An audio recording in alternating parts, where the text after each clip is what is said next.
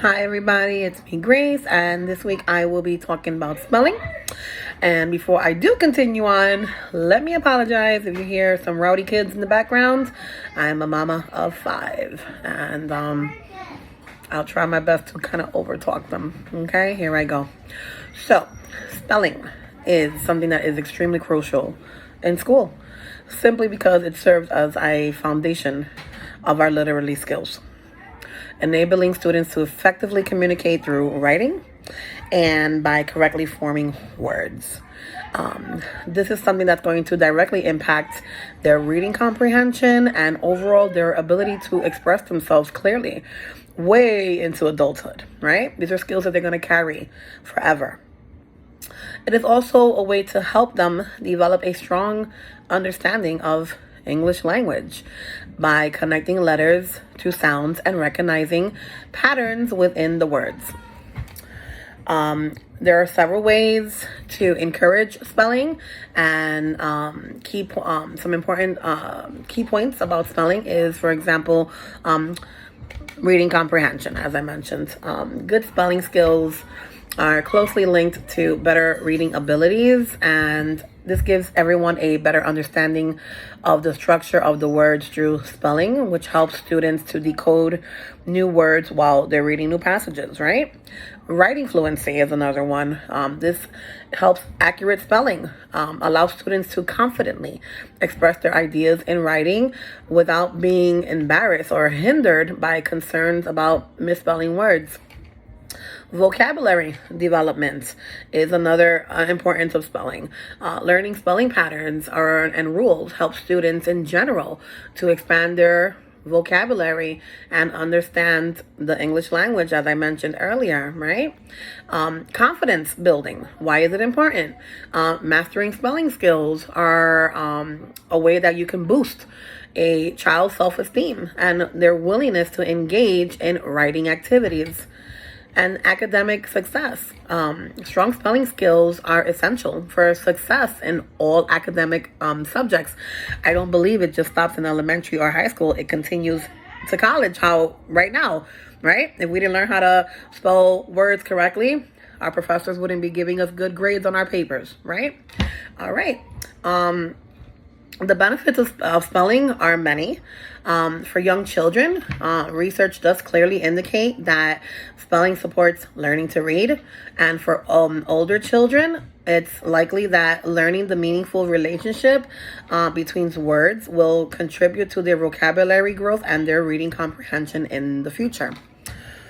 I remember growing up, which I'm sure many of us can remember, we all had a spelling test on Fridays, normally of about 20 words or so, right? And in the beginning of the week, we were given homework assignments, either write it 5 times each, write a sentence per word, ABC order, rainbow words, or say it out loud, right?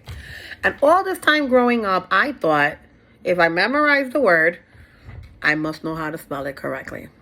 That is something that this chapter taught me that is not true. We are often misguided and taught that if a child is able to read the word, a child is able to spell the word, and that is absolutely incorrect.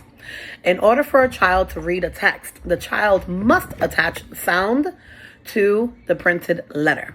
An example is the word cat, C-A-T, right?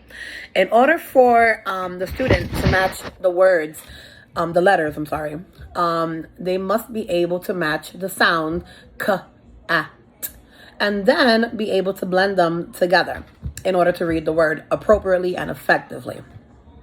In order to spell, a child must be able to translate the spoken word into individual sounds and be able to recall the symbol needed to make that sound that will later on make the word.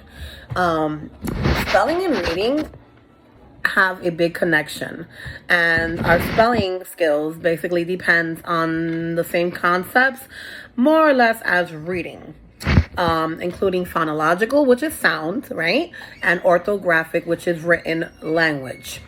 Reading and spelling, however, are not just inverse operations that work together.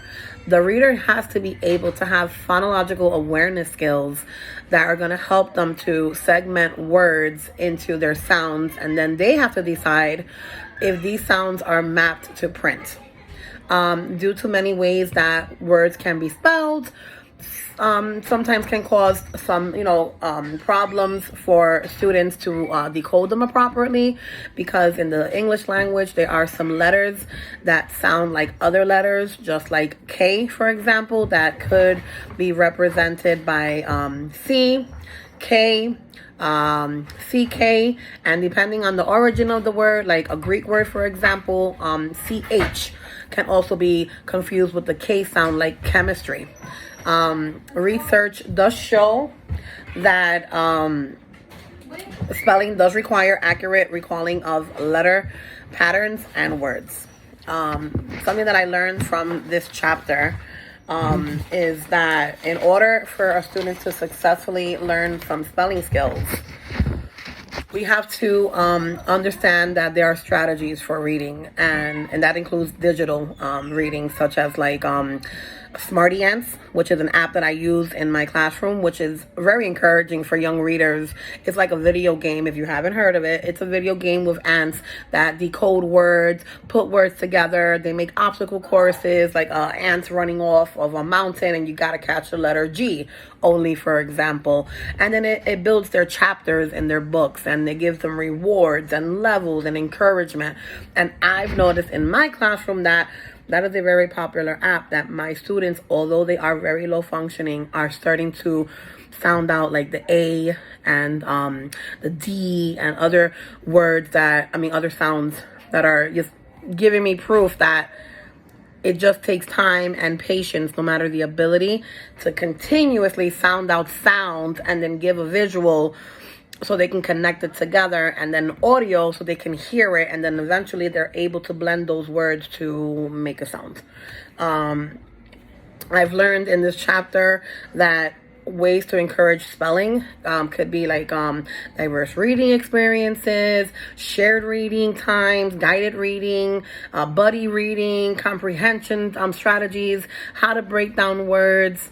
It's ways that we're able to use digital, I'm so sorry about that, our digital tools, and it provides a way to give children more encouragement to build their vocabulary.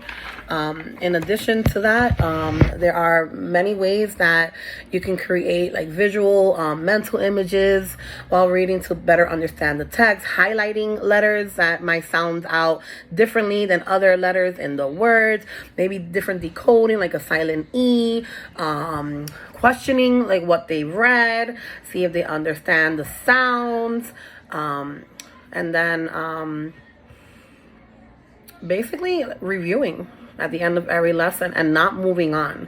That was something that I made a mistake my first year. I started moving on a little bit too quickly and not realizing that my students didn't know the sounds of every letter. I just moved on. And that was something that I've learned as an educator. Sometimes we have to learn how to repeat lessons in order to get a more successful one. I hope that you all enjoyed my video, and see you on the next one. Bye.